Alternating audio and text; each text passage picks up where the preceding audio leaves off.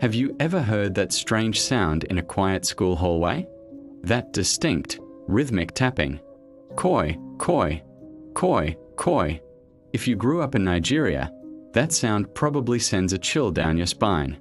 It is the sound that announces the arrival of one of our most terrifying urban legends, Madam Koi Koi. Every secondary school has its stories, its ghosts, and its warnings. But the tale of Madam Koi Koi is different. It's a story whispered from one generation of students to the next, a cautionary tale that has haunted school dormitories and corridors for decades. But who was she?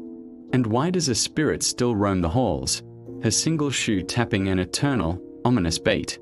Let's travel back in time. The exact details change from school to school, but the core of the story remains frighteningly consistent. Madam Koi Koi was a teacher, known for two things: her beauty and her love for a particular pair of red high heels. These shoes weren't just footwear, they were her signature. The sound they made on the tiled floors was famous throughout the school. Koi, koi, koi. A sound that could mean she was coming to class, or worse, that you were in trouble. She was said to be a stern, and in some versions of the story, a cruel teacher. Students feared her. They would fall silent the moment they heard the distant tap of her heels.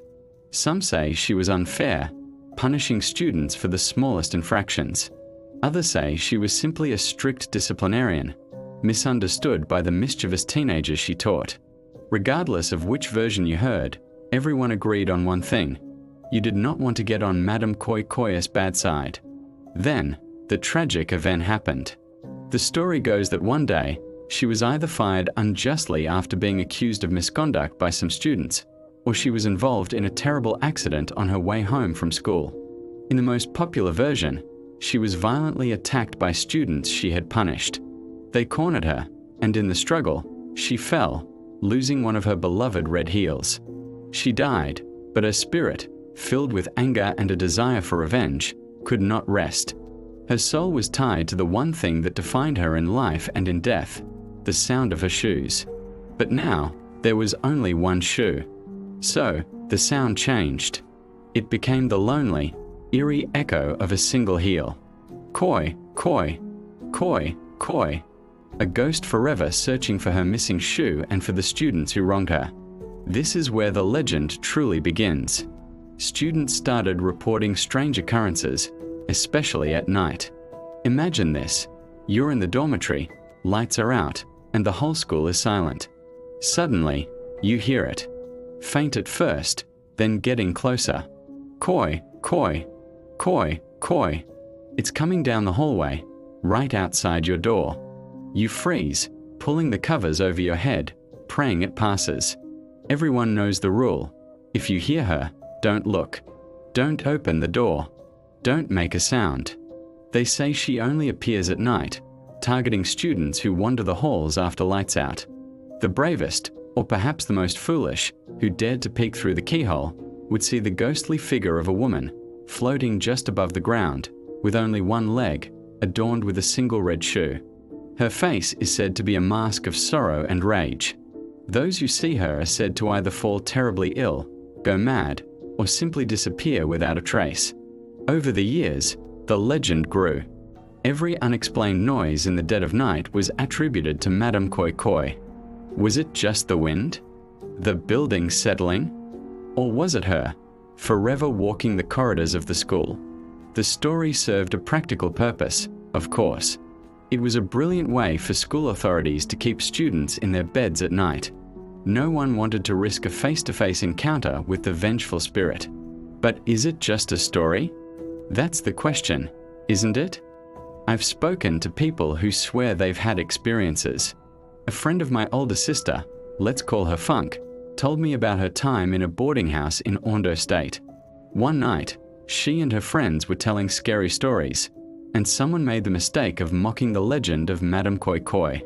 Later that night, as they were trying to sleep, the tapping started. Koi, koi. It was slow, deliberate, and it stopped right outside their room. They were paralyzed with fear. They could hear what sounded like a nail scratching at their door. They spent the entire night huddled together, not daring to breathe, until the morning sun finally broke. They never spoke of it again. Another story comes from a man who attended a federal government college in the East. He said the legend was so real in his school that the senior students had a protocol for when the sound was heard. Everyone had to lie flat on their beds, face down, until the sound faded completely. He remembers one night, a new junior student, who thought it was all a joke, got up to use the bathroom. The tapping was heard, and the boy froze in the hallway.